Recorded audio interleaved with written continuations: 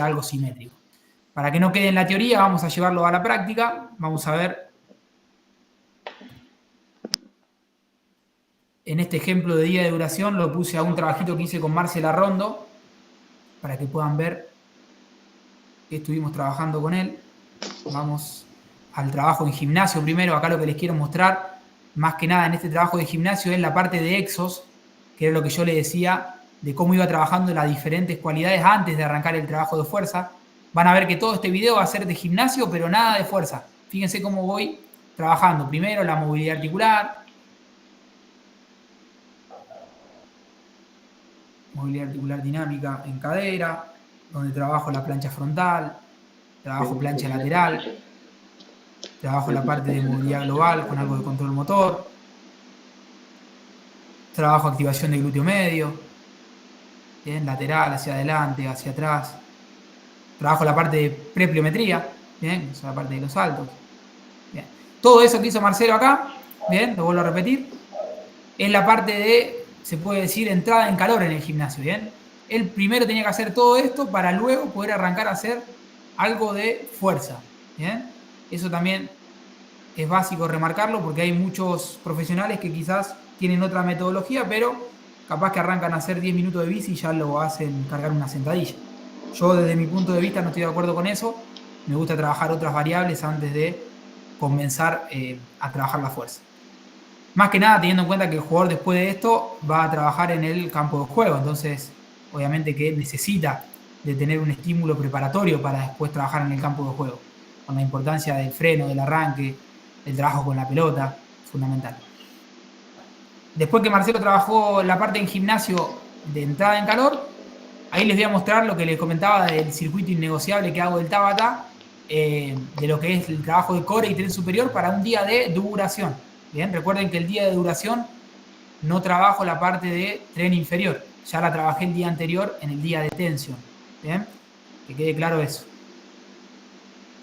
Vamos entonces a mostrar el trabajito del circuito donde le vamos a ver trabajar zona media, bien, una plancha con remo, tren superior, empuje, zona media, remo, tren superior, remo con polea, zona media, trabajo abdominal, buen control, tren superior, dominada, tracción, y ahí voy combinando también tracción con empuje,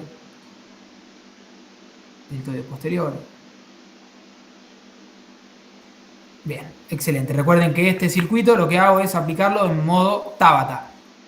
Bien, ahí trabajaba 20 segundos de trabajo por 10 de descanso y en ese ejemplo Marcelo fue alternando ejercicios de tren superior con ejercicio de tren superior con ejercicio de zona media. No trabajamos la parte de fuerza de tren inferior. Una vez que hicimos la parte en gimnasio de activación, que pasamos a hacer la parte en gimnasio de circuito, nos fuimos a trabajar al campo de juego, ¿bien? Y si ustedes recuerdan, para el día de duración, fíjense, en la parte de campo de juego, lo que trabajamos es trabajo más aeróbico en el circuito, en este caso físico-técnico, ¿bien? Entonces van a ver que Marcelo estuvo trabajando en un circuito con pelota y después terminó haciendo bloques de intermitentes, ¿bien? Así que vamos a ir específicamente a mostrarles ese trabajito que tenemos en video para que sea más práctico. Ahí pueden ver que acá también trabajaba por tiempo. El circuito comienza con diferentes ejercicios, bien, dándole diferentes consignas. Bien. Está feo el paisaje, pero bueno, perdonen. Ahí va. Y ahí terminaba con un trabajo intermitente que eran de 80 metros, 40 metros de ida, 40 metros de vuelta. Esa era la primera vueltita. Bien, vamos a volver a repetirlo para que vean el circuito físico-técnico. Recuerden que acá trabajaba por tiempo, o sea que yo le controlaba el tiempo que hacía el circuito en general. Descansaba la mitad, era 1 minuto de circuito por 30 de descanso. Lo repetía 6 veces. Obviamente que hacía vueltas para un lado y a las 4 series cambiaba y hacía la vuelta para el otro lado y después terminaba con bloques de intermitente a 80 metros, que eran 40 metros hacia un lado, 40 metros hacia el otro, 15 por 15. Bien, excelente. Seguimos. ¿Alguna duda hasta acá? Un Ahí lujazo, terminamos lo que es Marcelo, si el es día el de patio de la duración. casa. ¿Cómo? Un lujazo el patio si es del patio de la casa de Marcelo. Qué lindo. Estaba feo, ¿eh? Oh, El paisaje, la montaña nevada, estaba lindo. sí. Bueno, entonces ahí terminamos el día de duración. Ya les di 2 días, el día de detención, el día de duración, con 2 ejemplos diferentes. Y ahora vamos al día 3, que puede ser, como les dije, el día de velocidad, donde se trabaja más la parte de sprint, o puede ser el día de regenerativo. Obviamente que el día de velocidad no se negocia. Si hacemos día de regenerativo el miércoles, el jueves le vamos a hacer velocidad al jugador. Eso es dependiendo de cómo llega el día 3. Pero bueno, supongamos que el jugador llega bien, vamos a ver cómo se desarrolla un día de velocidad. Acá lo importante, perdón que se me fue, obviamente seguir trabajando en gimnasio de la preventiva, seguir trabajando sistema de exos con todas las variables que le di. Acá trabajar más que nada drills de pared, fuerza isométrica con BFR. Fíjense que acá utilizo el BFR para el lesionado, que me parece fundamental también. Y fíjense que la fuerza que estoy utilizando en BFR obviamente va a ser en tren inferior, pero no va a ser igual a la fuerza que estoy haciendo en un día de tensión. ¿Bien? Que eso se entiende y sea claro.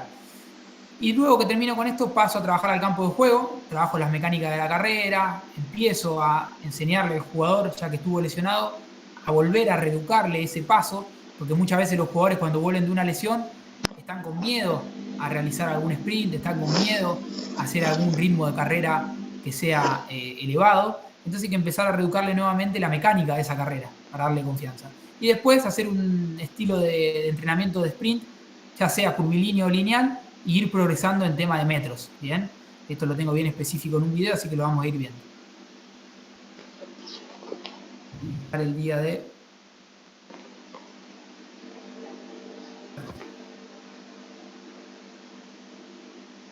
velocidad. Bien. Vamos a ver el trabajo en gimnasio del día de velocidad y vamos a ver el trabajo en campo de juego. Acá lo puse como ejemplo al mismo jugador que utilizamos antes en el día de. No, en el gimnasio en el trabajo de gimnasio, que es el Chapo Montes. Con él tengo un trabajito ahí bien específico. Bien, acá van a ver trabajo con BFR, isometría de sentadilla, BFR en ambas piernas, BFR para hacer un puente glúteo dinámico. Bien, y acá un trabajo de puente glúteo más aductores. Lo vuelvo a poner para que vean. Trabajito de 20 segundos de isometría. Acá un trabajito de dinámico de 10 repeticiones. Puente glúteo más aductores. Bien. Ese es un ejemplo de un trabajito con BFR en gimnasio. Recuerden que el día de velocidad también utilizaba la parte del sistema Exos, por ende él también trabajaba toda la parte de movilidad articular, trabajaba la zona media, trabajaba la activación de glúteo, trabajaba después drills de pared, son muy importantes. Y después pasábamos al trabajo en campo. Bien. Bien progresivo la parte de sprint. Fíjense que acá van a ir viendo la distancia que él utiliza. Acá es una distancia corta, a 8 metros aprox, para que empiece a agarrar confianza. Trabajos básicos. Ahí empecé a aumentarle la distancia, la velocidad. Bien, coordinación de pasos. Bien. Trabajo en semicírculo, menos nocivo que el trabajo lineal. Fíjense, empezaba a agarrar confianza en la velocidad. Es un trabajo más curvilíneo, de ida, de vuelta. Bien. Fíjense que progresé todo para que el trabajo final de él sea a unos 20-25 metros con un trabajo lineal, que es quizá lo más nocivo o lo que mejor relación tiene con el trabajo de sprint. Vamos a ponerlo de nuevo para que vean la progresión. Trabajo corto, en posición de caballero, comienza a 8 metros. Trabajo de lateral, ahí con coordinación en la mecánica de la carrera. Ahí marcándole los pasos para que empiece a liberarse. Agarrando confianza. Trabajo de semicírculo. Obviamente todo esto sin pelota, lo estaba haciendo sprint sin pelota. La idea es que sea un poquito más curvilíneo acá, que tenga relación con los conos. Y terminamos con un trabajo bien lineal para él. Bien, excelente. Entonces, terminamos el día de velocidad. Vamos al cuadrito completo para marcar entonces la semana, lo que fue. Ya hablamos de día de tensión, hablamos de día de duración.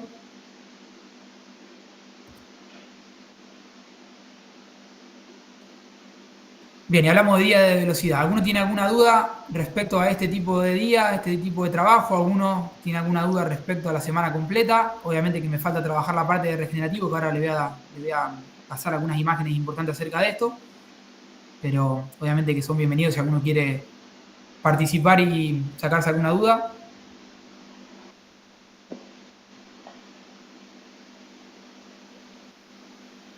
¿Estamos bien, Juani? Estamos, seguimos. Bueno, vamos a seguir entonces. Terminamos con la última parte. Vamos con el tema de regenerativo. Acá quizá lo que puse es más un regenerativo a nivel grupal, pero que también lo utilizo cuando el jugador que esté lesionado me pide regenerativo. Es más que nada a nivel educativo esto. Esta es una pirámide que recomendamos como parte regenerativa, también para que ustedes como profesionales tengan en cuenta a la hora de vender la parte regenerativa, ser específicos en que la parte regenerativa va más de la mano con la rutina diaria del jugador que con otra cosa.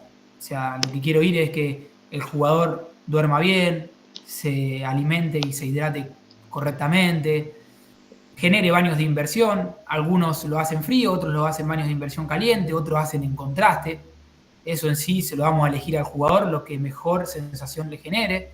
Después tenemos la parte de elongación, botas compresivas, masaje, como mínima evidencia la parte de agentes físicos, como son la electroestimulación, etc. Pero sí, lo que me parece muy importante acá es que la base de la pirámide es lo que tenemos que recomendarle siempre al jugador, lo básico. ¿Bien?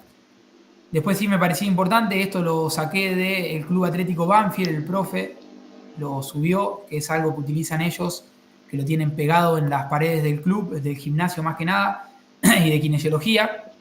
Si ustedes se pueden ver este cuadrante, me parece muy interesante que vayamos abajo a la derecha, donde dice lo barato y lo beneficioso. O sea, eso para el jugador es fundamental, que ustedes les expliquen qué es lo barato y lo beneficioso. Hidratarse bien, dormir bien, meditar, hacer movimiento, recibir sol a diario, nutrirse de manera de calidad, ¿bien? Tiempo con la naturaleza, escuchar música, ¿bien? Tener vida social. Eso es barato y es beneficioso. El jugador no gasta nada en hacer eso, ¿bien? Y también tener como contraste lo que es barato, pero es prejuicioso. Como por ejemplo, estar excesivamente con el celular o tiempo en pantalla, mirar mucho Netflix, tener un colchón de mala calidad, tener ansiedad, dejarse afectar por el estrés. Eso es barato porque lo tenemos al alcance, pero es malo, ¿bien? No es beneficioso. Y después tenemos en los parámetros de los cuadrantes de arriba lo que es caro pero es beneficioso, bien, que por ahí eso es recomendable, pero yo lo recomendaría en segundo plano, como por ejemplo suplementarse, tener medias de compresión, comprarse la pistola de masaje, tener las botas de compresión, qué sé yo, pagar para hacer terapia de masaje en contraturno, etcétera. ¿Bien? Y después, por último, lo que es costoso y es malo, tomar alcohol, ¿bien? También ahí estaría el tiempo excesivo en pantalla, etcétera. Pero bueno, este cuadrante me parece muy significativo para poder también nosotros como profesionales recomendárselo a los jugadores y también para tenerlo en el club, más que nada porque esto puede ir desde lo amateur, ¿bien? Hasta lo profesional, ¿bien? Porque el amateur también tiene a simple adquisición dormir bien, tratar de alimentarse de la mejor manera, hacer movilidad, recibir sol a diario, hidratarse, cosas básicas. Bien, y por último acá un protocolo de recuperación que utiliza Unión de Santa Fe. No se los muestro para que copien todo o lo hagan tal cual, sino que acá lo que me pareció muy significativo es que el plantel de Unión no utiliza la parte de recuperación solo desde el aspecto físico, que por ahí uno piensa que va desde este lado nomás, sino que fíjense, utiliza el aspecto energético, que era la parte nutricional y de hidratación que yo les decía, pero también utiliza la parte mental y fíjense qué importante que es esta para ellos. Fíjense que los jugadores evalúan en el partido al hacerse preguntas. ¿Qué hice bien? ¿O voy a ingresar? ¿Y de qué manera voy a ingresar? ¿Cómo voy a trabajar el partido? ¿Bien? Y después, en la semana, en los entrenamientos, fíjense que los jugadores se planifican objetivos. Ellos como profesionales, ¿bien? Hacen ejercicio de relajación, de respiración, tienen una gestión emocional, o sea, visualizan, ¿bien? Se ponen objetivos para esa semana Y esto lo que hace es que ellos se recuperen de la mejor manera posible y lleguen al día del partido, ¿bien? De una manera mucho mejor, perdón, de cualquier plantel que solamente utilice el aspecto físico. ¿A qué quiero ir? Si el plantel solamente utiliza el hielo, el contraste y no tiene en cuenta lo energético y lo mental, no va a ser la misma manera que si utilizan los 3 cuadrantes y los 3 aspectos, ¿bien? Entonces esto también ustedes se lo pueden anotar para alguna vez que recomiendan, que te preguntan, che, profe o Kine, ¿qué hago para recuperarme más? ¿Qué hago para poder recuperarme de mejor manera? Ustedes ahí tener en cuenta los 3 aspectos. Y ahí le puede decir, físicamente está buena la terapia de contraste, está bueno utilizar acá en el club, si las tenemos, a las botas, está bueno que te dé una rutina de movilidad dinámica para que hagas en casa, está bueno que te lleves un rolo a tu casa para hacer automasaje. Desde la parte energética, si no tenemos la Nutri que nos guía, quizá uno también que está en el ambiente, cosas básicas, recomendarle bien que es la nutrición en base a los carbohidratos, a la proteína, a las grasas, la hidratación, lo importante que es eso. Y de la parte mental, lo que les digo, hacerse preguntas, ponerse objetivos semanales, actuar de manera positiva de que lo mejor está por venir, trabajar desde la relajación, desde la respiración, visualizar, eso es importante. Por ahí yo lo que hago mucho con los jugadores que están lesionados es trabajar esta visualización y este pensamiento de lo mental cuando vamos a realizar ejercicios que sé que al jugador le dan miedo. El ejemplo de Brian, que se desgarró el aductor y le estaba pidiendo que haga un freno y una aceleración desde la parte lateral, que es donde más exijo al aductor. Yo sabía que él tenía miedo, pero tenía que hacerlo porque teníamos que volver a trabajar, teníamos que sumar en campo de juego. Entonces también ahí desde la confianza, desde el kine, darle al jugador, dale que estás bien, no tenés sintomatología, podés hacer esto. Después recompensarlo porque le das la pelota para que también lo haga con la pelota, se olvide de que está haciendo un gesto, porque quizá Brian en el segundo ejercicio pensó más en hacer golpear la pelota de cabeza antes de hacer el freno de lateral, ya lo hizo libremente.